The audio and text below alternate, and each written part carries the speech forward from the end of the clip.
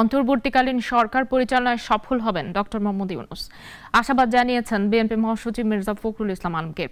দুপুরে রাজধানীর পঙ্গু হাসপাতালে আহত আন্দোলনকারীদের দেখতে যান তিনি, কথা বলেন সাংবাদিকদের সঙ্গে। মির্জা ফখরুল বলেন, দ্রুত আইন শৃঙ্খলা পরিস্থিতির উন্নতি করবে নতুন সরকার, এমন চাই তার প্রত্যাশা।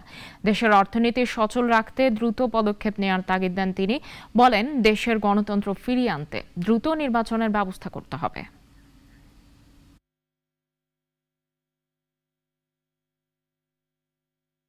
ছাত্রদের আমাদেরই মনোনীত ব্যক্তি, যাকে আমরা গোটা জাতির পক্ষ থেকে এই দায়িত্ব দিয়েছি যে ইন্টারিম গভর্নমেন্টের দায়িত্ব তিনি পালন করবেন। প্রথম তো হচ্ছে যে আপনার আইন শৃঙ্খলা এটা আপনার প্রতিষ্ঠিত করতে হবে, রক্ষা করতে হবে, তার জন্য চূড়ান্ত ব্যবস্থা নিতে হবে।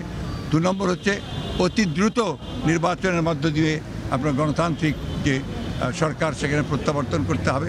আর তৃতীয় হচ্ছে অর্থনীতিকে সফল রাখার জন্য সব রকম ব্যবস্থা নিতে হবে।